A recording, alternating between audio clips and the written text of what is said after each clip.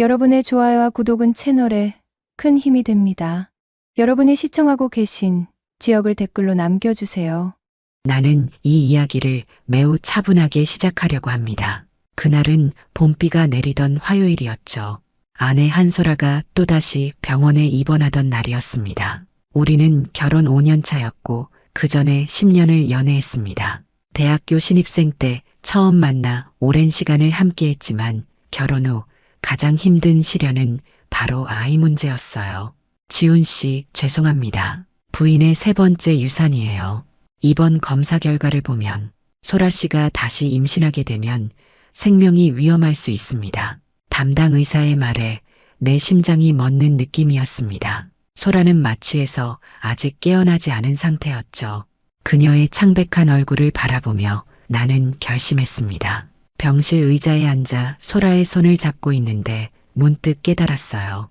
내가 해야 할 일이 무엇인지를. 저는 오지훈입니다. 34, 전직 특전사 출신 보안 전문가죠. 지금은 보안 컨설팅 회사를 운영하고 있습니다. 사람들은 제가 무뚝뚝하다고 하지만 한 여자만 바라보며 살아왔어요. 그 여자가 바로 소라입니다. 까만 긴 머리에 웃을 때마다 눈가에 주름이 예쁘게 잡히는 여자. 미대를 나와 반려동물 일러스트 작가로 활동하는 아내였죠. 오빠, 뭘 그렇게 생각해? 무서워. 병실에서 깨어난 소라가 긴 침묵을 깨고 물었습니다. 나는 그저 웃으며 그녀의 이마에 입을 맞췄어요. 아이 없어도 괜찮아. 네가 살아있는 게 중요해. 그날 밤 소라가 잠든 뒤 나는 병원 복도를 걸으며 비상계단에서 몰래 전화를 걸었습니다. 대학 동기 중 비뇨기과 의사가 있었거든요. 상담 후 일주일 뒤 소라에게 말하지 않고 정관 수술을 받았습니다. 소라를 위한 선택이었어요. 그녀의 생명을 지키기 위해서였죠. 수술 후 몸이 아팠지만 특전사 출신답게 내색하지 않았습니다. 회사 일이 바빠 늦게 들어온다는 핑계로 며칠을 넘겼고 소라는 의심 없이 받아들였어요. 마지막 검사까지 마친 날 계절은 어느새 초여름으로 바뀌어 있었습니다. 그날 이후로 제 인생도 완전히 바뀌게 될 줄은 몰랐죠. 회사에서 중요한 미팅을 마치고 차 안에서 휴식을 취하고 있었어요. 그때 소라에게서 전화가 왔습니다. 여보, 나 임신했어. 이번엔 꼭 지켜낼 거야. 그 순간 내 머릿속에서 천둥이 쳤습니다. 생각이 멈췄고 숨이 턱 막혔어요. 아내가 임신이라니. 내가 정관 수술을 한 후에 이건 있을 수 없는 일이었죠. 정말? 그래. 축하해. 지금 어디야? 내 목소리는 느리고 무거웠지만 소라는 너무 기뻐서 알아채지 못했습니다. 이때부터 나는 가짜 남편 연기를 시작했어요. 무미건조한 얼굴로 휴대폰을 내려놓으며 차 앞유리를 노려봤죠. 이제 모든 게 분명해졌습니다. 차 안에서 한동안 멍하니 앉아 있었습니다. 창밖으로 사람들이 바쁘게 오가는 모습이 보였지만 내 귀에는 아무 소리도 들리지 않았어요. 머릿속엔 오직 한 가지 생각뿐이었죠. 아내가 다른 남자와 관계를 맺었다. 이 명백한 사실이 가슴을 후벼 파고 있었습니다. 집에 돌아가는 길, 나는 차분히 생각했습니다. 특전사 시절 배운 위기 상황 대처법을 떠올렸어요. 먼저 정보를 수집하라. 감정에 휘둘리지 마라. 그래서 집에 들어서자마자 평소와 다름없이 행동했습니다. 오히려 더 다정하게요. 우와, 정말 기쁘다. 드디어 우리도 부모가 되는구나. 소라의 배를 쓰다듬으며 거짓 미소를 지었죠. 그 순간 아내의 눈에서 흐르는 눈물이 마치 비수처럼 느껴졌습니다. 그녀의 눈물은 진심이었을까요? 아니면 죄책감이었을까요? 오빠 고마워. 네가 이렇게 기뻐할 줄 알았어. 소라가 내 품에 안겨 흐느꼈습니다. 내 마음은 이미 얼음장처럼 차가워졌지만 팔은 기계적으로 그녀를 감싸 안았어요. 이제 연기가 시작된 거죠. 그날 밤 소라가 잠든 후 나는 조용히 침대에서 빠져나와 그녀의 노트북으로 향했습니다. 보안 전문가로서 비밀번호를 해제하는 건 어렵지 않았어요. 주의 깊게 파일들을 살펴보던 중 숨겨진 폴더를 발견했습니다. 그리고 그 안에는 비공개 쪽지와 사진들이 있었죠. 심장이 빨라졌습니다. 호흡을 가다듬으며 쪽지들을 열어봤어요. 대화 내용은 충격적이었습니다. 지훈 씨는 정자도 없대. 우리 아기, 우리 핏줄 맞지? 그래, 완벽한 계획이야. 그 사람은 절대 모를 거야. 상간남의 정체는 바로 반려견 몽실이를 치료하던 동물병원 원장 차세준이었습니다. 35살 미혼, 그리고 소라와 6개월 전부터 관계를 맺어온 남자였죠. 소라가 매주 몽실이를 데리고 정기검진을 간다며 나갔던 날들, 그 시간들이 모두 거짓이었던 겁니다. 증거 자료를 모두 외장하드에 복사했습니다. 아내와 차세준의 모든 대화, 사진, 영상, 그리고 소라가 차세준에게 보낸 2만 원의 송금 내역까지. 이 모든 게 나중에 법정에서 쓰일 증거가 될 테니까요. 다음 날부터 나는 철저히 계획을 세웠습니다. 소라에게는 더 다정한 남편 역할을 했어요. 아침에 일어나면 허리를 감싸 안고 뽀뽀하며 우리 아가 잘 있어? 하고 물었죠. 소라는 그런 나를 보며 행복해했습니다. 내가 아이를 기다리는 줄 알고요. 회사에서는 차세준에 대한 모든 정보를 수집했습니다. 동물병원 위치, 운영 시간, 재무 상태, 과거 이력까지. 특전사 출신답게 적에 대한 정보는 철저히 파악해야 했으니까요. 차세준은 30대 중반, 명문 수의대 출신으로 두 곳의 동물병원을 운영 중이었습니다. 또한 그에게는 패턴이 있었어요. 주로 유부녀를 노린다는 것. 소라의 임신이 3개월째 접어들었을 때 나는 첫 번째 작전을 시작했습니다. 회사에서 큰 투자에 실패한 척 연기하기 시작했죠. 매일 밤 늦게 들어와 우울한 표정으로 소파에 앉아 있었고 소라가 물어볼 때마다 괜찮아, 내가 알아서 할게라며 대답을 회피했어요. 한 달이 지난 후 드디어 폭탄 선언을 했습니다. 소라야, 사실 회사 투자가 실패해서 거의 10억에 가까운 빚을 지게 됐어. 소라의 얼굴이 하얗게 변했습니다. 그 표정을 보며 나는 속으로 비웃었어요. 내 마음은 이미 무감각해져 있었으니까요. 10억이라니, 어떻게 그런 일이, 우리 어떻게? 소라의 목소리가 떨렸습니다. 손으로 배를 감싸주는 모습이 눈에 들어왔어요. 가짜 아이를 걱정하는 가짜 모성애가 역겨웠지만 나는 침착하게 다음 수를 두었습니다. 내가 다 책임질 거야. 하지만 한 가지 방법이 있어. 내 말에 소라의 눈이 희망으로 빛났습니다. 마치 구원자를 바라보는 눈빛이었죠. 아이러니하게도 그녀가 배신한 남편을 구원자로 여기고 있다는 사실이. 우리가 이혼하면 법적으로 너는 내 채무와 상관없어져. 내가 모든 책임을 질게. 침묵이 흘렀습니다. 소라의 표정이 복잡하게 변했어요. 내 말이 진심인지 의심하는 듯 했습니다. 그래서 나는 덧붙였죠. 물론 서류상 이혼일 뿐이야. 우리는 계속 함께 살 거고 아이가 태어나면 다시 결혼하면 돼. 소라의 눈가에 눈물이 맺혔습니다. 잠시 고민하는 듯 하더니 그녀가 고개를 끄덕였어요. 알았어. 오빠가 그렇게 생각한다면. 다음 날 우리는 변호사 사무실에서 이혼 서류에 도장을 찍었습니다. 소라는 눈물을 흘리며 도장을 찍었죠. 재산분할 항목에서 소라는 한 푼도 요구하지 않았습니다. 내가 빚더미에 앉았다고 생각했으니까요. 하지만 사실 나의 모든 재산과 회사는 부모님 명의로 되어 있었습니다. 완벽한 속임수였죠. 그렇게 우리는 법적으로 남이 되었습니다. 하지만 여전히 한 집에 살았고 소라는 여전히 나를 오빠라고 불렀어요. 겉으로는 달라진 게 없는 듯 했지만 모든 것이 달라져 있었습니다. 이제 두 번째 단계로 넘어갈 시간이었어요. 상간남 차세준을 무너뜨릴 계획을 실행하기 시작했습니다.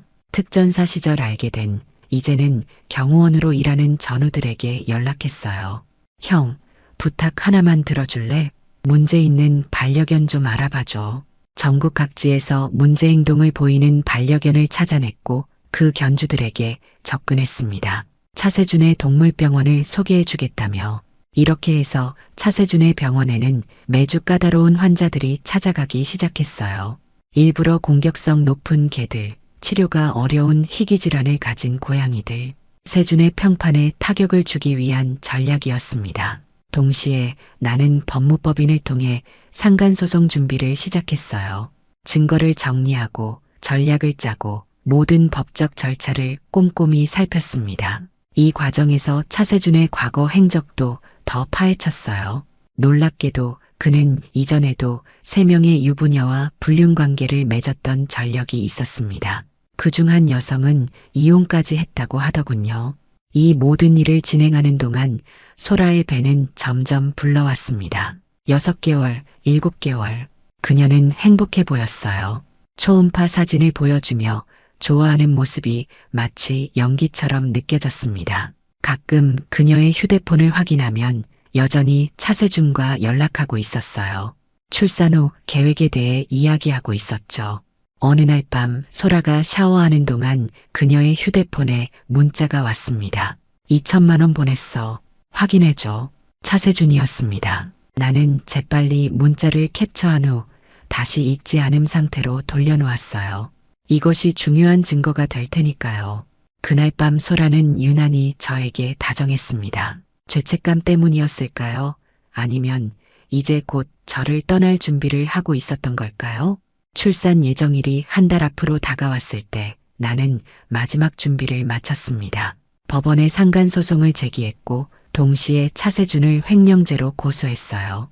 그가 병원 자금을 유용해 소라에게 보낸 2천만 원이 증거였습니다. 이제 모든 준비가 끝났습니다. 진실을 밝힐 시간이 다가오고 있었죠. 출산 예정일이 2주일 앞으로 다가온 화요일 아침, 나는 소라에게 말했습니다. 오늘 저녁에 중요한 얘기가 있어.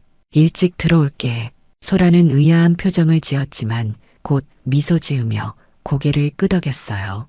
그날 하루 종일 나는 초조했습니다. 오랫동안 준비해온 순간이 마침내 찾아왔다는 생각에 심장이 빠르게 뛰었죠. 회사에서는 평소와 다름없이 업무를 처리했지만 머릿속은 온통 저녁에 있을 일로 가득 차 있었습니다. 오후 5시 나는 회사를 나와 차에 탔습니다. 하지만 집으로 향하지 않고 다른 곳으로 향했어요. 차세준의 동물병원으로요. 주차장에 차를 세우고 잠시 앉아 있었습니다. 시계는 6시를 가리키고 있었어요.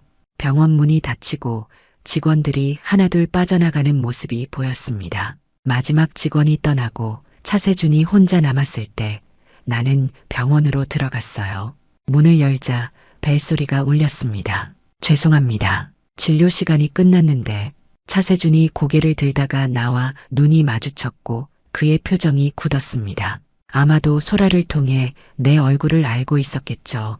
안녕하세요, 차 원장님. 저는 오지훈입니다. 한소라의 남편이요. 그의 얼굴이 창백해졌습니다. 잠시 침묵이 흘렀어요. 무슨 말씀이신지 모르는 척하지 마세요. 이미 모든 걸 알고 있습니다. 나는 가방에서 서류 봉투를 꺼내 그의 앞에 내려놓았어요. 이건 상간소송 소장입니다. 그리고 이건 횡령죄 고소장이고요. 내일 법원에 제출할 겁니다. 차세준의 손이 떨렸습니다. 봉투를 열어 서류를 확인하던 그의 표정이 점점 더 창백해졌어요. 당신, 어떻게 이런 증거를? 저는 보안 전문가입니다. 이런 건 식은 죽 먹기죠. 그는 잠시 생각하더니 갑자기 태도를 바꿨어요. 얼마면 될까요? 합의금으로 얼마를 원하시나요?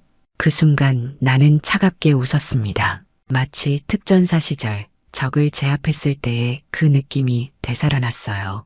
돈이 아닙니다. 당신의 모든 것을 무너뜨리려고 해요. 병원, 자격증, 사회적 평판, 모든 걸 잃게 될 겁니다. 차세준의 얼굴이 분노로 일그러졌습니다. 갑자기 그가 책상 위에 무언가를 집어들었어요. 수술용 가위였습니다. 예상했던 반응이었죠. 나는 미소를 지으며 휴대폰을 꺼내 들었어요. 지금 이 상황도 녹화 중입니다. 폭행까지 추가하실 건가요? 그제서야 차세준은 손에 든 가위를 내려놓았습니다. 그의 눈에서 패배감이 읽혔어요. 소라는 정말 당신을 사랑하지 않아요. 우리는 더 이상 들을 필요 없습니다. 내일 아침 소라에게도 같은 서류가 전달될 겁니다. 나는 돌아서서 병원을 나왔습니다. 차에 타자마자 깊게 숨을 내쉬었어요. 오랫동안 참았던 감정이 한꺼번에 쏟아져 나오는 것 같았습니다. 분노, 배신감, 그리고 이상하게도 일종의 해방감까지. 집으로 향하는 길, 휴대폰에 소라에게서 온 메시지가 여러 개 있었습니다. 오빠 언제 와? 저녁 준비했어. 왜 연락이 안 돼? 무슨 일 있어? 걱정돼. 빨리 연락해줘. 나는 아무 답장도 하지 않았어요. 집에 도착했을 때는 저녁 8시가 넘어 있었습니다. 소라는 거실 소파에 불안한 표정으로 앉아 있었어요. 나를 보자마자 달려와 안겼습니다. 어디 갔었어? 왜 연락이 안 됐어? 너무 걱정했잖아. 나는 그녀를 살짝 밀어내고 소파에 앉았습니다. 테이블 위에는 식어버린 저녁 식사가 놓여 있었어요. 앉아, 소라야. 이야기할 게 있어. 소라가 불안한 표정으로 내 맞은편에 앉았습니다. 그녀의 배는 이제 아주 크게 불러와 있었죠. 가짜 아버지를 기다리는 아이를 품은 그 배를 보니 가슴이 아팠습니다. 무슨 일이야, 오빠? 무서워. 소라의 목소리가 떨렸어요. 그녀의 눈에는 이미 눈물이 고여 있었습니다. 뭔가 느끼고 있었던 걸까요? 아니면 그저 호르몬 때문이었을까요? 소라야, 난 알고 있어. 짧은 한마디로 시작했습니다. 소라의 표정이 순간적으로 굳었어요. 하지만 곧 의아한 척했습니다. 뭘 알고 있다는 거야? 너와 차세준의 관계, 그리고 그 뱃속의 아이가 내 아이가 아니라는 사실. 침묵이 내려앉았습니다. 소라의 얼굴이 창백해졌어요. 그녀의 눈동자가 흔들렸고 입술이 파르르 떨렸습니다. 부정할 말을 찾는 듯 했지만 내 표정을 보고는 그럴 수 없다는 걸 깨달은 듯 했어요. 어떻게, 언제부터? 중요하지 않아. 이미 모든 증거가 있어.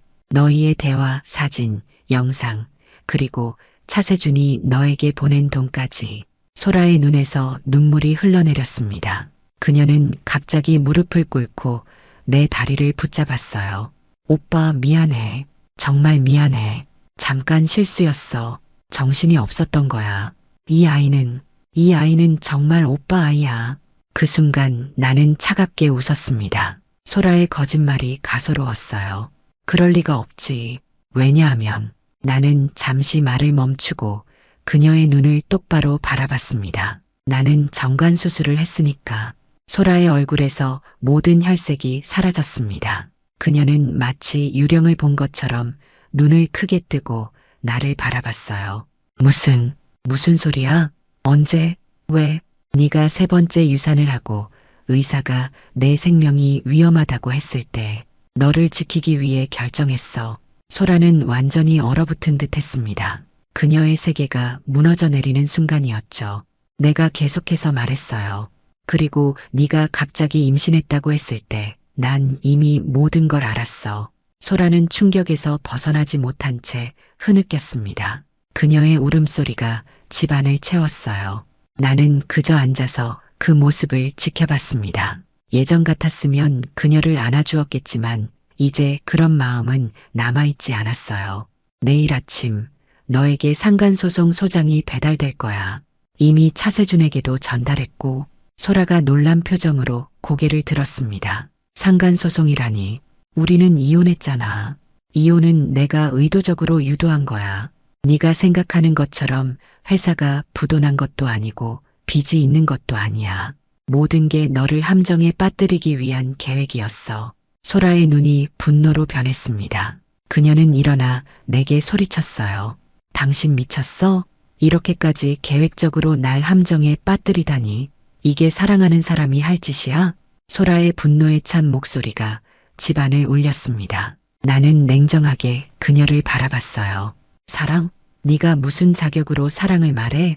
내가 너를 위해 정관 수술까지 했는데 넌 내 뒤에서 다른 남자와 관계를 맺었잖아. 소라는 갑자기 태도를 바꿨습니다. 분노가 사라지고 다시 애원하는 눈빛으로 바뀌었어요. 오빠, 제발 우리 다시 시작해보자. 내가 정말 잘못했어. 이 아이를 위해서라도 더 이상 연기하지 마.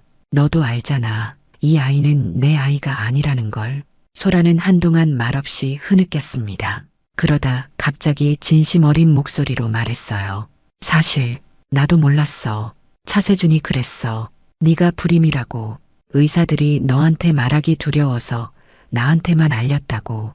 그래서 내가 거짓말 그만해. 내 목소리가 높아졌습니다. 특전사 시절에도 이렇게 화를 내본 적이 없었어요. 내 휴대폰에 있는 모든 대화 내용을 봤어.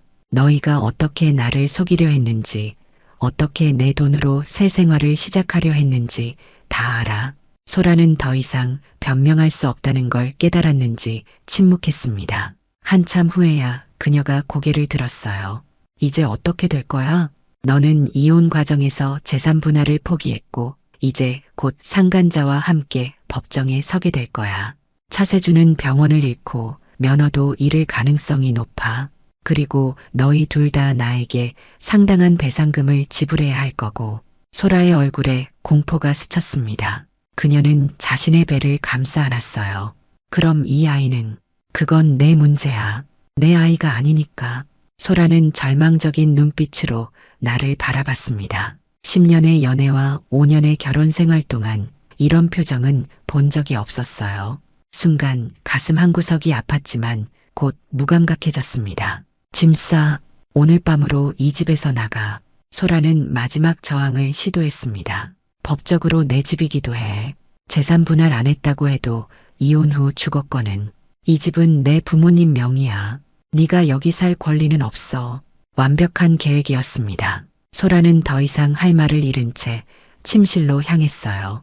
나는 거실 소파에 앉아 그녀가 짐을 싸는 소리를 들었습니다. 1시간 후 그녀는 큰 캐리어와 작은 가방을 들고 현관에 섰어요. 내일 변호사가 연락할 거야. 그때 더 자세히 이야기하자. 소라는 마지막으로 나를 바라봤습니다. 그녀의 눈에는 이제 눈물이 말라 있었어요. 당신이 이렇게까지 차갑고 계산적인 사람인 줄 몰랐어. 문이 닫히고 나는 홀로 남겨졌습니다. 갑자기 집이 너무 크고 비어 있는 것 같았어요. 15년을 함께한 사람이 없는 공간은 낯설기만 했습니다. 소라가 떠난 후 일주일이 지났습니다. 법원에서는 상간소송이 진행 중이었고 검찰에서는 차세준의 횡령 혐의에 대한 수사가 시작되었어요. 내 일상은 겉으로 보기엔 평소와 다를 바 없었습니다. 아침에 일어나 회사에 가고 저녁에 돌아와 간단히 식사를 하고 잠드는 루틴. 하지만 내면은 완전히 달랐어요. 가끔 침대에 누워 천장을 바라보며 생각했습니다. 내가 정말 올바른 선택을 한 것일까? 하지만 곧 소라와 차세준의 대화 내용이 떠올랐고 그 의문은 사라졌어요. 복수는 정당했습니다. 배신에 대한 대가를 치르게 하는 것, 그것이 내 정의였죠. 오전 10시 변호사에게서 전화가 왔습니다. 오 대표님, 상대방이 합의를 요청해 왔습니다. 차세준 씨가 2억을 제안했고 한소라 씨는 별도로 5천만 원을 제안했습니다. 나는 잠시 생각했습니다. 합의금은 적지 않은 액수였지만 돈이 목적이 아니었어요. 거절하세요.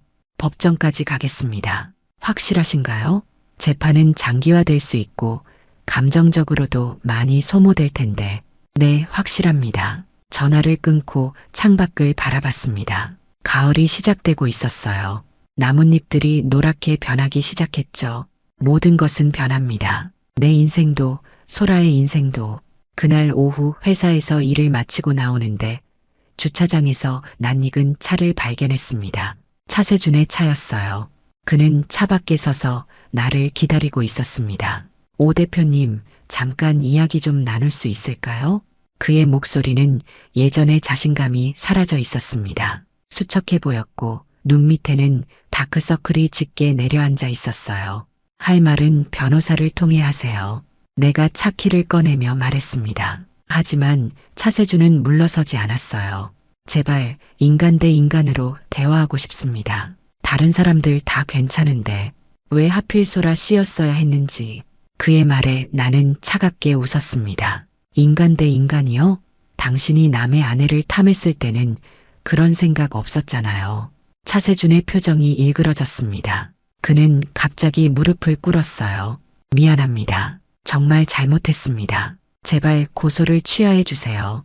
병원이 무너지고 있습니다. 환자들이 모두 떠나고 직원들도 사표를 내고 평생 쌓아온 모든 게 한순간에. 그의 애원에도 내 마음은 움직이지 않았습니다. 오히려 복수의 달콤함을 느꼈어요. 그게 바로 제가 원하는 거예요. 당신의 모든 것이 무너지는 걸 보고 싶었죠. 나는 차에 탔고 차세주는 여전히 무릎을 꿇은 채 주차장에 남겨졌습니다. 백미러로 그의 모습을 바라보며 나는 이상한 감정을 느꼈어요. 승리감과 공허함이 뒤섞인 감정. 집에 돌아와 샤워를 하고 있을 때 초인종이 울렸습니다. 서둘러 옷을 입고 나가보니 소라가 서 있었어요. 아직 임신한 배를 안고. 무슨 일이야? 소라는 눈물을 흘리며 말했습니다. 제발 이러지 마. 우리 다시 시작할 수 없을까? 내가 얼마나 후회하는지 몰라. 차세주는 정말 아무것도 아니었어. 늦었어. 이미 돌이킬 수 없는 강을 건넜어. 소라는 애원하듯 내 팔을 붙잡았습니다. 그럼 적어도 합의라도 해줘. 이대로면 차세주는 감옥에 가고 나는 아이를 혼자 키워야 해. 그게 너희가 선택한 결과야. 제발 내가 뭘 해야 할지 알려줘. 무릎이라도 꿇을까? 이 아이는 죄가 없잖아. 순간 나는 소라의 눈을 똑바로 바라봤습니다. 예전에 그토록 사랑했던 그 눈동자. 하지만 이제는 아무런 감정도 느껴지지 않았어요. 소라야, 넌 이해 못하는 것 같아. 난 이미 모든 걸 잃었어. 내가 사랑했던 사람, 앞으로 가질 수 있었던 아이들. 내가 내게서 빼앗아간 거야. 순간 소라의 눈에서 깨달음이 스쳤습니다. 그녀가 떨리는 목소리로 물었어요. 정관수술, 정말 나를 위해서 한 거야? 물론이지. 너의 건강이 더 중요했으니까. 마지막 진실이 소라를 무너뜨렸습니다. 그녀는 내 현관 앞에서 흐느꼈어요. 한참을 울고 난 후 그녀는 일어났습니다. 이제 정말 끝이구나. 그래, 끝이야. 소라는 마지막으로 내 눈을 바라보고는 떠났습니다. 그녀의 뒷모습을 바라보며 문득 생각했어요. 이게 정말 내가 원했던 결말인가? 마침내 법정의 날이 찾아왔습니다. 차세준과 소라는 피고인석에 나란히 앉아 있었고 나는 원고석에 앉았어요. 소라는 이제 출산을 한 달 앞두고 있었습니다. 그녀의 배는 더욱 불러 있었고 얼굴은 지쳐 보였어요. 차세준은 완전히 다른 사람이 된 것 같았습니다. 자신감 넘치던 의사의 모습은 온데간데 없고 초라한 모습으로 고개를 숙이고 있었죠. 재판장이 입장하고 재판이 시작되었습니다. 우리의 증거는 완벽했어요. 소라와 차세준의 대화 내용, 사진, 송금 내역, 모든 것이 정리되어 있었습니다. 소라의 변호사는 거의 변론할 여지가 없었어요. 피고인 한소라 씨, 자신의 입장을 밝혀주시겠습니까? 소라는 천천히 일어났습니다. 그녀의 목소리는 떨렸어요. 저는 모든 혐의를 인정합니다. 제 남편을 배신했고 거짓말을 했습니다. 하지만 저도 피해자입니다. 차세준 씨가 제 남편이 불임이라고 속였고 이에 있습니다. 내 변호사가 즉시 일어서서 말했습니다. 피고인 한소라 씨의 주장은 사실이 아닙니다. 증거 제출하겠습니다. 그리고 소라와 차세준의 대화 내용이 공개되었습니다. 그들이 어떻게 나를 속이려 했는지, 어떻게 내 재산을 노렸는지 모든 것이 적나라하게 드러났어요. 재판은 3시간 동안 계속되었습니다. 마지막에 재판장이 판결을 내렸어요. 원고 오지훈 씨의 청구를 모두 인용합니다. 피고인들은 원고에게 정신적, 물질적 손해배상으로 총 3억 원을 지불하도록 명령합니다. 소라의 얼굴이 창백해졌습니다. 차세준은 고개를 푹 숙인 채 움직이지 않았어요. 그들에게 3억 원은 감당할 수 없는 금액이었겠죠. 재판장을 나오는 길, 소라가 내게 다가왔습니다. 정말 끝까지 갈 거야? 난 이제 무일 뿐이야. 이 아이는, 그건 내 문제야. 내가 상관할 바 아니지. 소라의 눈에 눈물이 고였습니다. 당신은 변했어. 내가 알던 오지훈이 아니야. 내가 날 변하게 만들었어. 소라는 더 이상 말을 잇지 못하고 돌아섰습니다. 그녀가 법원 계단을 내려가는 모습을 바라보았어요. 한때 내가 그토록 사랑했던 여자, 이제는 낯선 사람이 되어버린. 다음 날 차세준에 대한 횡령 혐의 재판도 시작되었습니다. 그는 결국 유죄 판결을 받았고 의사 면허가 1년간 정지되었어요. 또한 집행유예를 선고받았지만 그의 사회적 평판은 이미 바닥이었습니다. 두 곳의 동물병원은 모두 문을 닫았고 그는 서울을 떠나 지방으로 이사했다는 소문이 들렸어요. 소라는 결국 파산 신청을 했습니다. 3억 원의 배상금을 낼 방법이 없었으니까요. 그녀는 친정으로 돌아갔다고 합니다. 아마 그곳에서 아이를 낳을 것이겠죠. 모든 법적 절차가 끝나고 나는 집에 앉아 소파에서 위스키를 한 잔 따랐습니다. 텅 빈 집에서 홀로 술잔을 기울이며 생각했어요. 이것이 승리인가? 복수는 성공했지만 내 마음은 여전히 공허했습니다. 그날 밤 오랜만에 특전사 시절 전우에게 전화를 걸었어요. 형, 지방으로 내려가려고. 그쪽에 괜찮은 사업 자리 있을까? 왜? 갑자기 서울 떠나? 새로운 시작이 필요해서 전화를 끊고 창밖을 바라봤습니다. 서울의 밤하늘에는 별이 보이지 않았어요. 하지만 지방에 내려가면 별도 보이고 새로운 인생도 시작할 수 있을 것 같았습니다. 다음엔 진짜 내 편이 될 사람만 곁에 둘 거야. 그로부터 반년이 지났습니다. 나는 강원도 작은 도시로 내려와 새로운 삶을 시작했어요. 서울의 회사는 동업자에게 맡기고 이곳에서는 지역 보안 스타트업에 투자했습니다. 복잡한 도시를 떠나 산과 바다가 가까운 이곳에서 마음의 평화를 찾아가고 있었죠. 어느 봄날 아침 카페에 앉아 신문을 보고 있을 때 누군가 내 이름을 불렀습니다. 오지훈 씨 맞으신가요? 고개를 들어보니 낯선 여성이 서 있었어요. 40 중반 정도로 보이는 단정한 차림의 여성이었습니다. 네, 그런데요. 저는 한소라 씨의 언니 한미라입니다. 순간 가슴이 철렁 내려앉았습니다. 소라의 가족을 만나리라고는 생각지 못했어요. 무슨 일로 오셨나요? 그녀는 내 앞에 조심스럽게 앉았습니다. 소라가 출산했어요. 남자아이. 침묵이 흘렀습니다. 나는 아무런 감정도 느끼지 않으려 했지만 어쩐지 가슴 한구석이 아팠어요. 그래서요? 그건 저와 상관없는 일인데요. 한미라 씨는 한숨을 내쉬었습니다. 소라가 많이 변했어요. 정말 후회하고 있고 새 삶을 시작하려고 노력 중이에요. 지금은 제과점에서 일하면서 아이를 키우고 있죠. 나는 커피잔을 손으로 돌리며 묵묵히 듣고만 있었어요. 왜 이런 말씀을 하시는 건가요? 소라가 당신에게 편지를 썼어요. 전해달라고 했죠. 한미라 씨는 가방에서 흰 봉투를 꺼내 테이블 위에 올려놓았습니다. 나는 잠시 그것을 바라보다가 말했어요. 죄송하지만 받고 싶지 않습니다. 한미라 씨의 눈에 실망감이 스쳤습니다. 이해해요. 하지만 봉투만이라도 가져가세요. 읽을지 말지는 당신 마음이니까요. 그녀는 일어나서 떠났고 나는 봉투를 바라보며 한참을 생각했습니다. 결국 봉투를 집어 주머니에 넣었어요. 그날 저녁 아파트 베란다에 앉아 봉투를 열었습니다. 소라의 반듯한 필체로 쓰인 편지였어요. 지훈 오빠에게 내가 이렇게 편지를 쓸 자격이 있는지 모르겠어. 하지만 마지막으로 진심을 전하고 싶었어. 편지는 길었습니다. 소라의 후회와 사과, 그리고 자신의 새로운 삶에 대한 이야기로 가득했어요. 마지막 부분에서 나는 멈칫했습니다. 아이 이름은 하준이라고 지었어. 차세준과는 모든 연락을 끊었고 법적으로도 그의 아이가 아니야.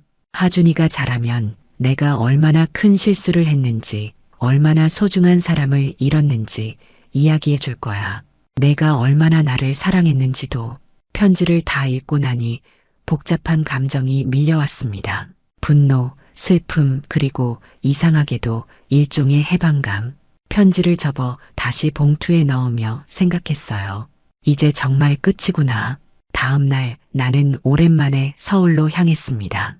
법원에 가서 소라에 대한 손해배상 청구를 취하했어요.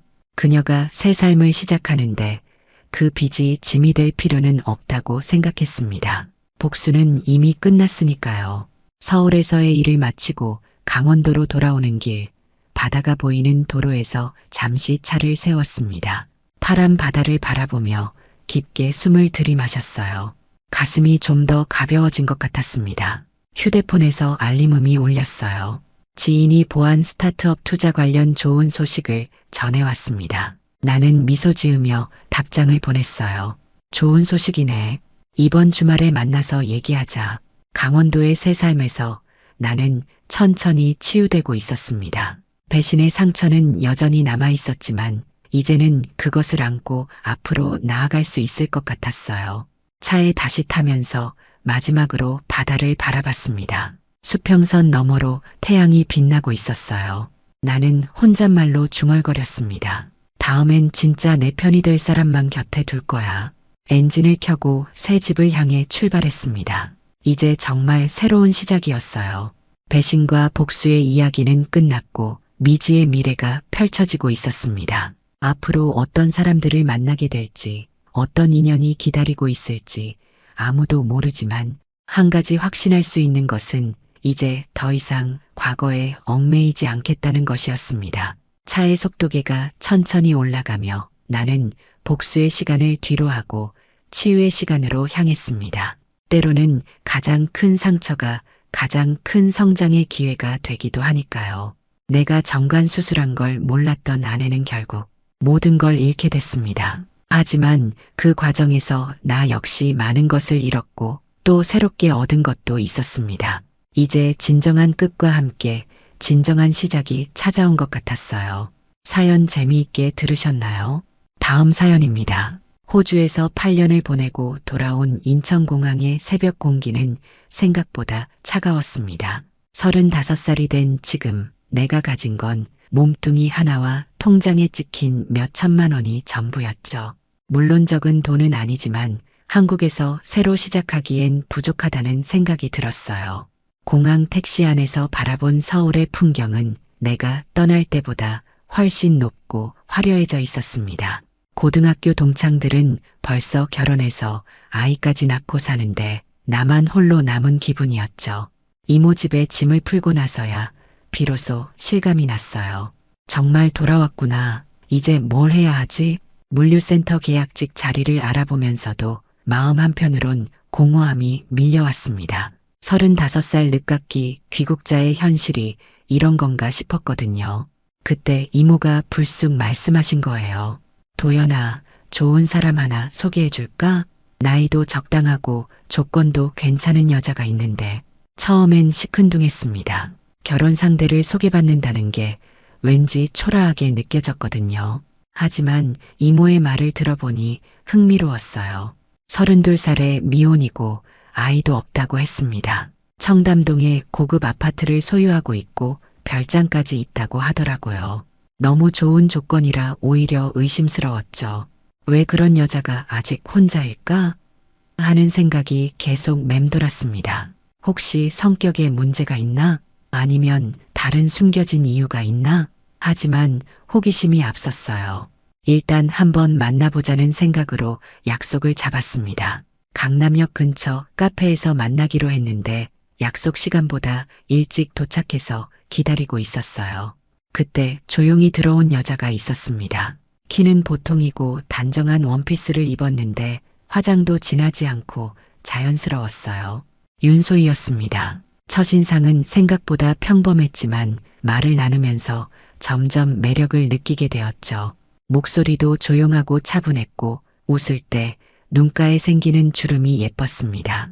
이상하게도 편안한 느낌이 들었어요. 호주에서 만난 여자들과는 다른 분위기였죠. 소희는 내 이야기를 관심 있게 들어주었고 자신의 이야기도 솔직하게 들려주었습니다. 부모님과 살고 있다는 것, 혼자 지내는 시간을 좋아한다는 것, 조용한 성격이라 사람들과 어울리는 걸 어려워한다는 것까지. 그런 모습이 오히려 진실되게 느껴졌어요. 카페를 나서면서 소희가 말했습니다. 다음에 또 만날 수 있을까요? 그 말이 내 마음을 움직였죠. 간절함이 느껴졌거든요. 집으로 돌아가는 길에 계속 소희 생각이 났습니다. 왜 그런 여자가 아직 혼자일까 하는 의문은 여전했지만 동시에 호감도 생겼어요. 뭔가 특별한 이유가 있을 거라는 생각이 들었습니다. 하지만 그때는 몰랐죠.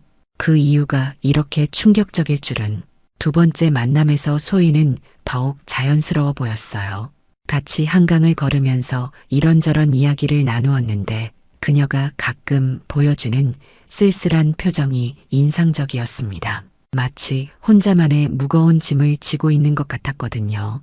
그런 모습이 오히려 더 매력적으로 느껴졌죠. 내가 보호해주고 싶다는 생각이 들 정도였습니다. 세 번째 만남에서는 소희가 먼저 손을 잡았어요. 그때 느꼈던 그녀의 손길이 아직도 생생해요. 약간 차갑고 떨리는 손이었는데 왠지 모르게 애틋했습니다. 그날 밤 집에 돌아와서 계속 생각했어요. 이 여자와 함께 살아갈 수 있을까? 정말 사랑하는 걸까? 아니면 그냥 외로움 때문일까? 하지만 답은 이미 정해진 것 같았습니다. 소희와 만난 지 2달이 지났을 때 그녀의 부모님을 처음 만났습니다. 청담동 아파트는 정말 대단했어요. 로비부터 다른 차원이었죠. 고급스러운 대리석 바닥과 샹들리에가 눈에 들어왔고 엘리베이터에서 최상층 버튼을 누르는 소희를 보면서 내가 정말 다른 세계에 발을 들여놓고 있구나 싶었습니다. 소의 부모님은 생각보다 따뜻하게 맞아주셨어요. 특히 아버님이 내 손을 꽉 잡으시면서 좋은 사람을 만났다고 말씀하실 때 뭔가 이상한 느낌이 들었습니다. 너무 반가워하시는 게 아닌가 싶었거든요. 어머님도 마찬가지였어요. 우리 소희가 정말 좋은 사람을 만났네요 라고 하시면서 눈물까지 글썽이셨죠. 그때는 단순히 딸을 걱정하는 마음인 줄 알았습니다. 식사 도중에 아버님이 말씀하셨어요. 도연 씨, 결혼 생각은 어떠세요? 우리 소희가 나이도 있고 빨리 안정되면 좋겠는데 너무 성급한 것 같아서 당황스러웠지만 소희가 고개를 숙이고 있는 모습을 보니 괜히 미안한 마음이 들었습니다. 그날 밤 소희와 단둘이 있을 때 물어봤어요. 부모님이 너무 서두르시는 것 같은데 괜찮아? 소희는 잠시 침묵하더니 말했습니다. 나도 빨리 결혼하고 싶어요. 더 늦으면 안 될 것 같아서. 그 말에 담긴 절박함이 느껴졌죠.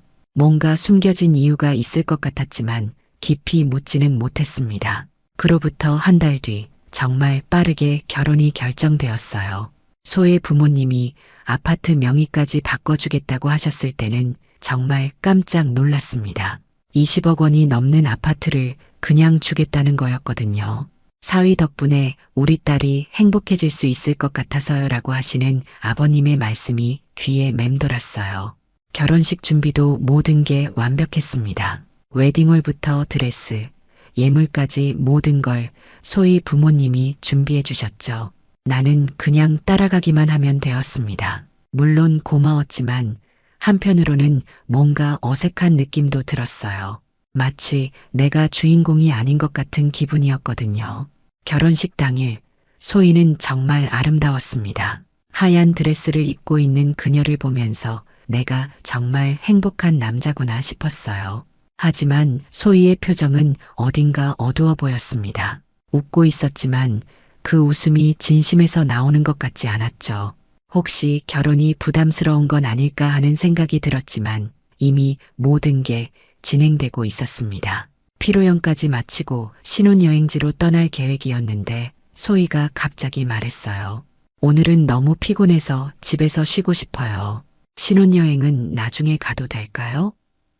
조금 의외였지만 소희의 의견을 따르기로 했습니다. 청담동 아파트로 돌아온 첫날 밤 소희는 계속 불편해했어요.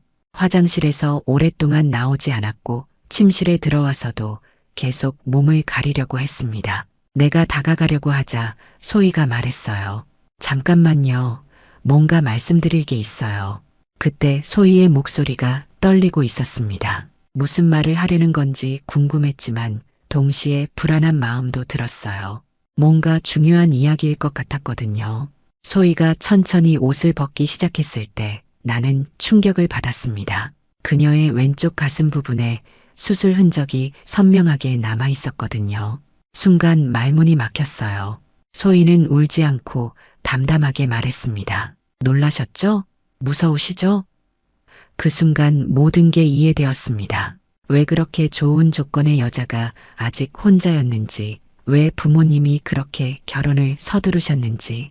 그날 밤은 정말 길었습니다. 소희는 내 옆에 앉아서 차근차근 자신의 이야기를 들려주었어요. 2년 전 유방암 진단을 받았고 왼쪽 유방을 완전히 절제하는 수술을 받았다고 했습니다. 다행히 전이는 되지 않았지만 항암 치료도 받아야 했다고 하더라고요. 그때가 정말 힘들었어요. 몸도 아프고 마음도 아프고 소희의 목소리에는 여전히 그때의 고통이 남아 있었습니다. 가장 힘들었던 건 주변 사람들의 시선이었다고 해요. 친구들은 하나둘 멀어졌고 연인이었던 사람도 병원에 몇 번 와보더니 결국 떠났다고 했습니다. 처음에는 괜찮다고 함께 이겨나가자고 했는데 시간이 지나면서 점점 부담스러워 하더라고요. 소희가 말하는 동안 나는 아무 말도 할 수 없었어요. 뭐라고 위로해야 할지 모르겠더라고요. 사실 충격적이었거든요. 결혼 전에 이런 중요한 이야기를 왜 하지 않았을까 싶기도 했고, 동시에 그녀가 얼마나 힘들었을지 상상이 되어서 마음이 아팠습니다. 왜 미리 말해주지 않았어요? 내가 물어보니 소희가 쓴웃음을 지었어요. 말하면 다들 떠나가거든요. 저도 알아요. 남자들이 이런 걸 어떻게 생각하는지. 그 말이 가슴에 꽂혔습니다. 얼마나 절망적이었을까요? 자신의 몸에 대한 부끄러움과 두려움을 혼자 감당해야 했던 시간들이. 소희는 계속 말했어요. 수술 후에 재건 수술도 생각해 봤는데 너무 힘들어서 포기했어요. 그냥 이대로 살아야겠다고 생각했죠. 부모님도 처음에는 많이 놀라셨다고 해요. 하지만 딸이 살아있다는 것만으로도 감사했다고 하시면서 오히려 더 결혼을 서두르게 되었다고 했습니다. 엄마 아빠가 저를 걱정해서 그런 거예요.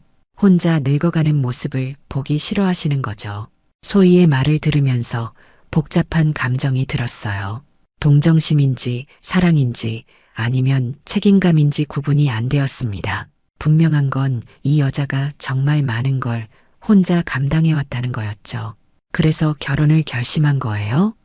내가 묻자 소희가 고개를 끄덕였어요. 누군가의 아내로 살아보고 싶었어요. 평범한 가정을 꾸리고 싶었고요. 그 말에 담긴 간절함이 느껴졌습니다. 얼마나 외로웠을까요? 얼마나 절망적이었을까요? 나는 소희의 손을 잡았어요.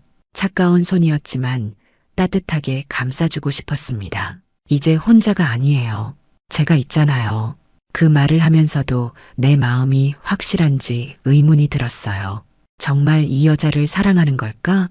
아니면 그냥 동정심일까? 하지만 소희의 눈에 고인 눈물을 보면서 생각했습니다. 사랑이든 동정이든 상관없다. 이 사람이 다시 상처받지 않도록 해주고 싶다고. 그날 밤 우리는 그냥 안고만 잤어요. 소희가 내 품에서 조용히 울었고 나는 그녀의 등을 토닥여 주었습니다. 아무 말도 하지 않았지만 서로의 마음을 알 수 있었던 것 같아요. 다음 날 아침 소희는 평소처럼 아침을 차려주었습니다. 마치 어젯밤 일이 없었던 것처럼 담담해 보였어요. 하지만 가끔 보이는 불안한 표정이 내 마음을 아프게 했습니다. 후회되세요? 소희가 조심스럽게 물어보더라고요. 나는 고개를 저었어요. 전혀요. 오히려 더 솔직해져서 좋아요. 그 말이 진심이었는지는 모르겠지만 소희가 안심하는 표정을 보이는 게 다행이었습니다. 그때는 정말 모든 걸 받아들일 수 있다고 생각했어요. 소희의 과거도 현재도 미래도. 하지만 진짜 진실은 훨씬 더 복잡하고 충격적이었습니다. 결혼 후 한 달 정도 지났을 때 소희 아버님이 서재에서 중요한 서류를 정리하고 계셨어요. 그때 우연히 유언장 사본을 보게 되었습니다. 처음에는 그냥 지나치려고 했는데 내 이름이 눈에 들어왔거든요. 자세히 보니 깜짝 놀랄 내용이었어요. 소희가 결혼 후 6개월 내에 사망할 경우를 대비한 유언장이었습니다. 그 안에 내가 법적 수혜자로 명시되어 있었고 모든 재산을 내게 증여한다는 내용이 적혀 있었어요. 순간 머리가 하얘졌습니다. 이게 무슨 뜻인지 바로 이해가 되었거든요. 혹시 소희가 암이 재발했나? 시한부 인생이라서 이런 준비를 하는 건가? 아니면 다른 이유가 있는 건가? 여러 가지 생각이 동시에 들었어요. 그날 밤 소희에게 조심스럽게 물어봤습니다. 혹시 몸에 이상이 있어요? 건강검진은 받고 있어요? 소희는 고개를 저었어요. 아니에요. 정기검진도 받고 있고 괜찮아요. 왜 그런 걸 물어보세요? 그럼 왜 그런 유언장을 준비한 걸까요? 내가 더 자세히 묻지 못한 건 소희가 불안해할까 봐서였어요. 하지만 계속 의문이 들었습니다. 며칠 후 소희가 병원에 간 사이 나는 아버님께 직접 물어보기로 했어요. 아버님, 혹시 소희에게 무슨 문제가 있는 건가요? 유언장을 보게 되었는데 아버님은 잠시 당황하시더니 한숨을 쉬셨어요. 아, 그걸 보셨군요.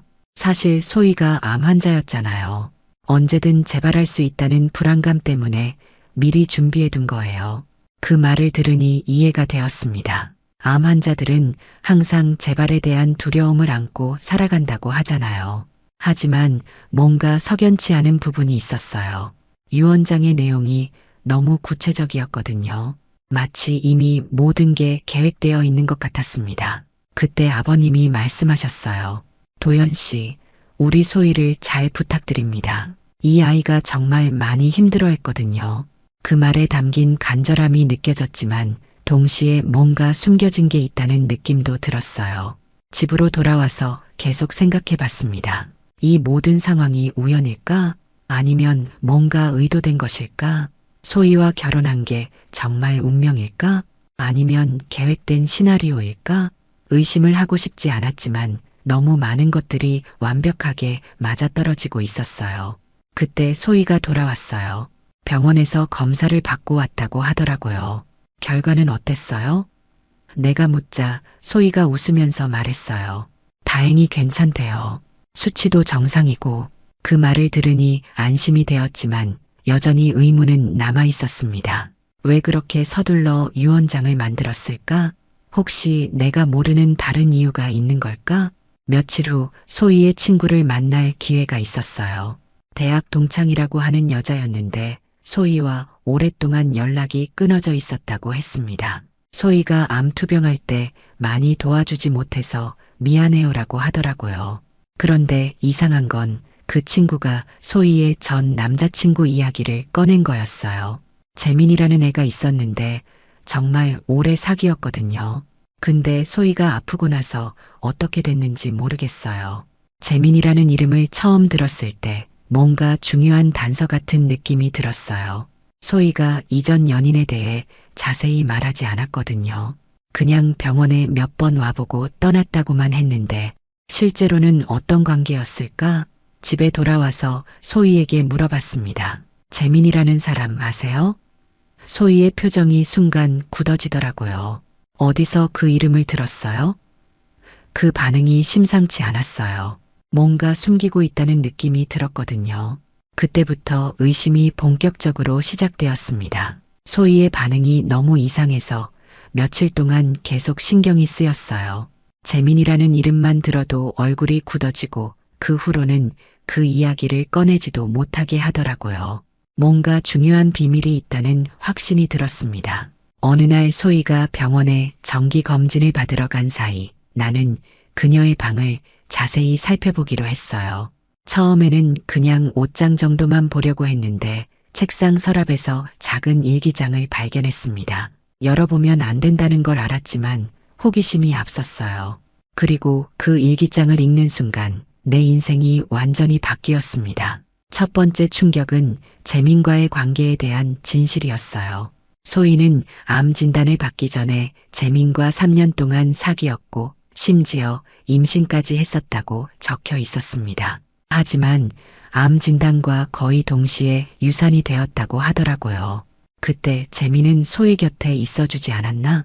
오히려 그 반대였어요. 일기에 따르면 재민은 소희가 가장 힘들 때도 계속 만나고 있었습니다. 수술 전날까지도 병원 근처에서 만났다고 적혀 있었어요. 두 번째 충격은 그 관계가 소희의 수술 이후에도 계속되었다는 거였습니다.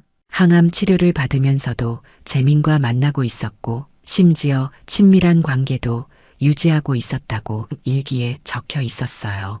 재민이 내 몸을 보고도 놀라지 않았다. 오히려 더 안아주었다라는 문장을 읽었을 때 정말 충격이었습니다. 그럼 재민이 떠났다는 건 거짓말이었나? 세 번째 충격은 가장 최근 일기였어요. 우리가 결혼식을 올리기 일주일 전까지도 재민과 만나고 있었다는 내용이었습니다. 재민이 결혼하지 말라고 했다. 하지만 이미 모든 게 결정되어 있다. 도연은 아무것도 묻지 않아서 좋다. 재민처럼 깊이 들어오지 않아서 편하다라는 문장을 읽었을 때 내가 얼마나 바보였는지 깨달았어요. 나는 소희의 진심을 받았다고 생각했는데 실제로는 그냥 편한 상대였을 뿐이었습니다. 재민이 진짜 사랑하는 사람이고 나는 그저 외로움을 달래주는 존재였던 거죠. 손이 떨려서 일기장을 제대로 잡을 수도 없었어요. 이렇게 속고 있었다니, 이렇게 이용당하고 있었다니. 더 충격적인 건 그 다음 내용이었습니다. 부모님이 도연과 결혼하면 모든 게 해결된다고 했다. 재민과의 관계도 정리하고 안정적인 생활도 할 수 있다고. 하지만 재민을 포기할 수 없다. 도연에게는 미안하지만 재민은 내 진짜 사랑이다라고 적혀 있었어요.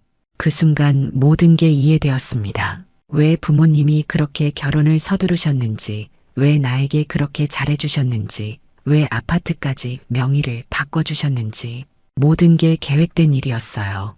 소희의 안정적인 생활을 위해서, 그리고 재민과의 관계를 숨기기 위해서 나는 그저 이용당한 거였습니다. 일기장 마지막 페이지에는 더욱 충격적인 내용이 있었어요. 재민이 병원에서 일하고 있어서 정기 검진 때마다 만날 수 있다. 도연은 전혀 의심하지 않는다. 이런 식으로 계속 갈 수 있을까? 아니면 언젠가 들킬까? 하지만 재민 없이는 살 수 없다라고 적혀 있었습니다. 그때 소희가 집에 돌아왔어요. 나는 급하게 일기장을 원래 자리에 넣어두고 침착한 척했습니다. 하지만 속으로는 분노가 끓어오르고 있었어요. 이 모든 게 거짓이었다니, 이렇게 속고 있었다니. 소희가 검진 결과 좋다고 웃으면서 말할 때 나는 그 웃음이 가짜로 보였어요. 혹시 재민을 만나고 온 건 아닐까? 그날 밤부터 나는 본격적으로 확인하기 시작했습니다. 소희의 모든 행동을 관찰하고 휴대폰도 몰래 확인해 봤어요. 그리고 더 충격적인 사실들을 발견하게 되었습니다. 소희의 휴대폰을 확인하는 건 생각보다 어렵지 않았어요. 잠들어 있을 때 지문으로 열어서 메시지를 확인했는데 정말 충격적인 내용들이 가득했습니다. 재민과의 대화 내용은 연인 사이에서나 주고받을 법한 것들이었어요. 오늘 남편 없을 때 만날까? 병원에서 기다릴게 보고 싶어 같은 메시지들이 계속 이어져 있었습니다. 가장 충격적인 건 우리가 결혼한 이후에도 이런 메시지들이 계속 왔다는 거였어요. 심지어 우리가 신혼여행을 가지 않고 집에 있었던 그날에도 재민과 메시지를 주고받고 있었습니다. 신혼여행 안 가서 다행이야. 만날 수 있어서 남편 모르게 조심해야 해. 이런 내용들을 보면서 정말 어이가 없었어요. 내가 소희를 위해서 신혼여행을 포기하고 집에서 쉬었는데 그 시간에 다른 남자와 만날 생각을 하고 있었다니. 더 자세히 보니까 통화 기록도 발견했어요.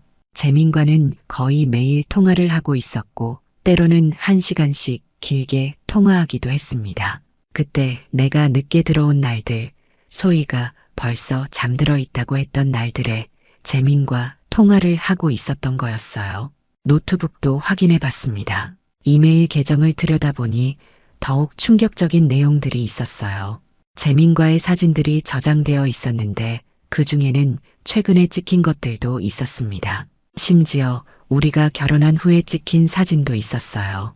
병원 근처 카페에서 찍힌 사진이었는데 두 사람이 정말 행복해 보였습니다. 그때 정말 분노가 폭발할 뻔했어요. 내가 소희를 위해서 모든 걸 받아들이고 이해하려고 노력했는데 그 시간에 소희는 다른 남자와 행복한 시간을 보내고 있었던 거였으니까요.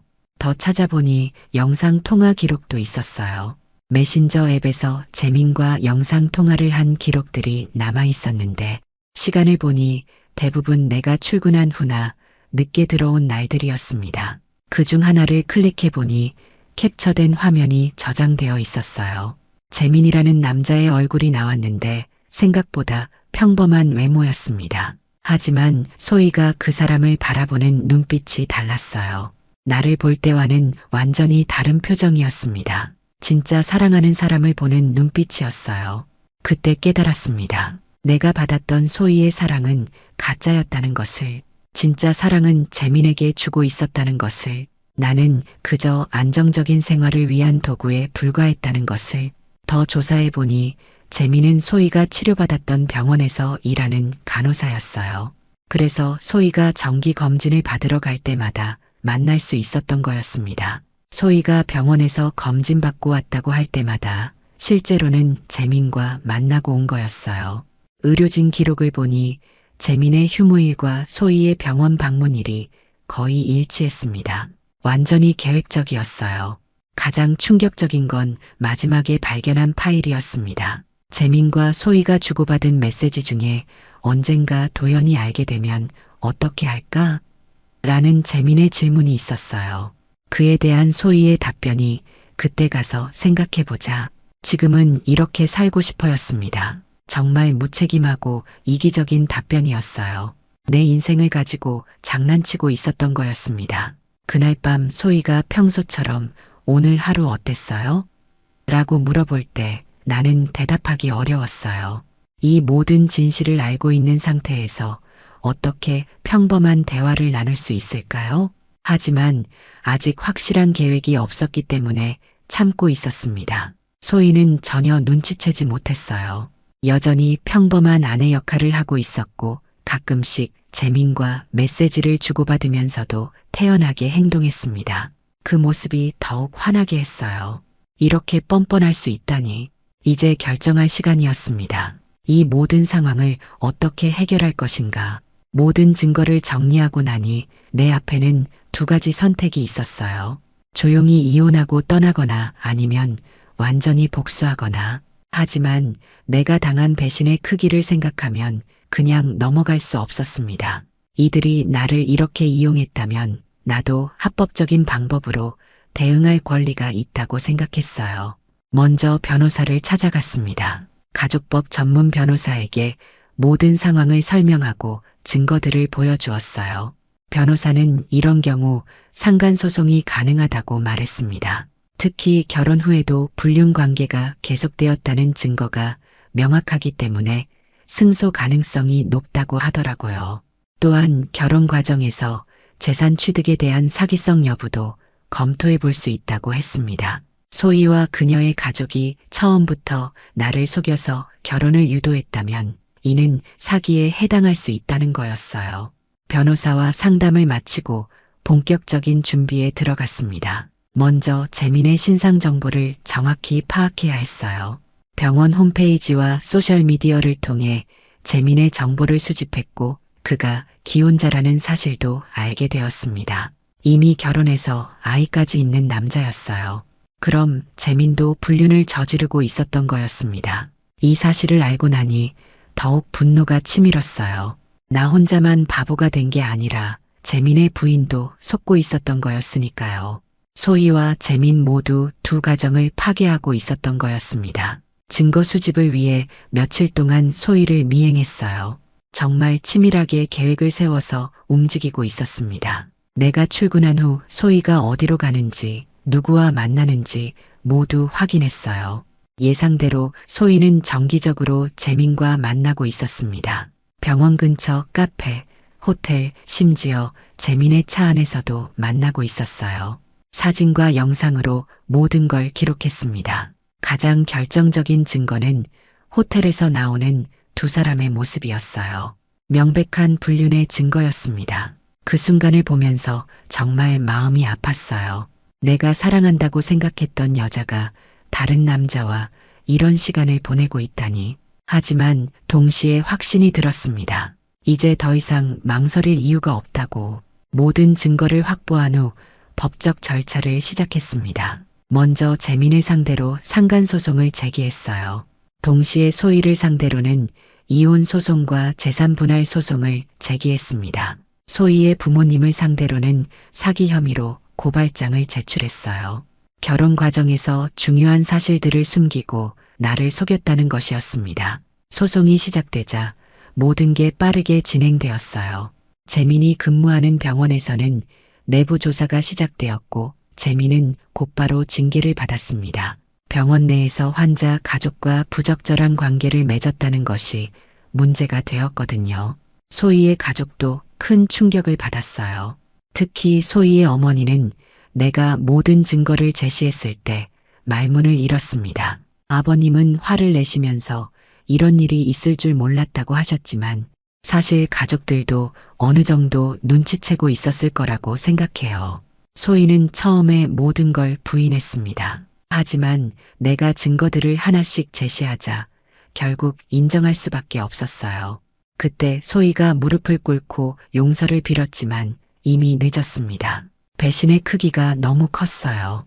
재민의 부인도 이 사실을 알게 되었고 재민 가정도 파탄이 났습니다. 재민은 직장에서 해고되었고 이혼 소송까지 당하게 되었어요.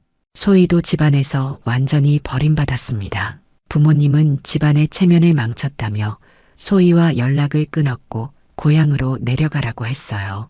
법원에서는 내가 완전히 승소했습니다. 상간소송에서 재민으로부터 위자료를 받았고 소희와의 이혼도 내 조건대로 성사되었어요. 가장 중요한 건 청담동 아파트였습니다. 이미 내 명의로 되어 있었고 법원에서도 내가 계속 거주할 권리를 인정해 주었어요. 소희는 결국 빈손으로 떠나야 했습니다. 모든 법적 절차가 끝나고 나니 청담동 아파트에는 나 혼자만 남았어요. 넓은 거실에서 혼자 커피를 마시며 창밖을 바라보는 시간이 많아졌습니다. 복수는 성공했지만 마음이 후련하지만은 않았어요. 분노는 사라졌지만 그 자리에 공허함이 들어앉았거든요. 하지만 후회는 없었습니다. 내가 한 일이 정당했다고 생각했거든요. 소희는 고향으로 내려간 후 한 번도 연락하지 않았어요. 가끔 궁금하긴 했지만 굳이 알아보려고 하지는 않았습니다. 이미 내 인생에서 완전히 지워버린 사람이었거든요. 재민도 마찬가지였어요. 직장을 잃고 이혼까지 당한 후 어떻게 살고 있는지 모르겠지만 그것도 내 관심사가 아니었습니다. 물류센터에서 일하던 내 직장 생활은 크게 달라지지 않았어요. 동료들은 내가 이혼했다는 것 정도만 알고 있었고 자세한 사정은 묻지 않았습니다. 오히려 청담동에 혼자 살고 있다는 걸 부러워하는 사람들이 많았어요.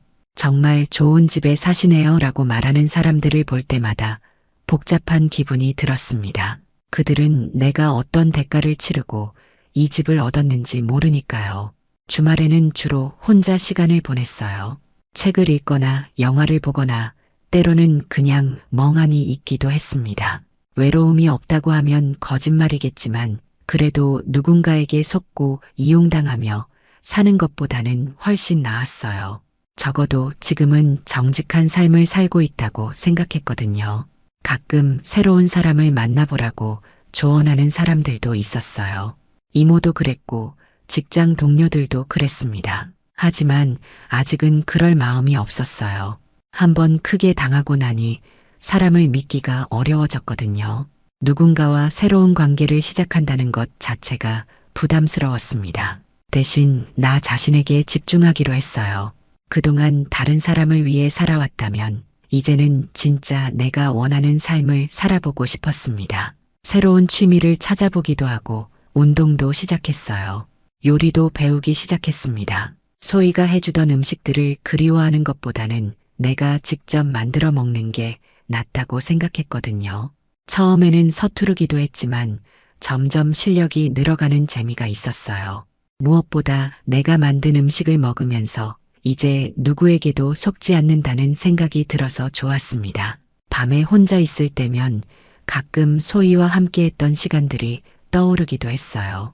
처음 만났을 때의 떨리는 마음, 결혼 준비를 하며 행복했던 순간들, 첫날 밤에 그녀의 비밀을 알고 받아들이려고 노력했던 내 모습까지 그 모든 감정들이 가짜였다는 걸 알게 된 지금, 그때의 내가 한심하게 느껴지기도 했지만 동시에 안타깝기도 했어요. 정말 순수하게 사랑했었는데 그게 일방적인 감정이었다니. 하지만 이제는 그런 생각들도 점점 줄어들고 있었어요. 시간이 지나면서 상처가 아물어가고 있었거든요. 무엇보다 내가 당당하게 살아갈 수 있다는 자신감이 생겼습니다. 누군가의 외로움을 채워주기 위해 존재하는 사람이 아니라 내 자신의 행복을 위해 살아가는 사람이 되었다고 생각했어요. 어느 일요일 오후 커피를 내리며 창밖을 바라보는데 문득 이런 생각이 들었습니다. 나는 이제 진짜 자유로운 사람이 되었다고. 누구에게 속지도 않고 누구를 속이지도 않는 정직한 삶을 살고 있다고.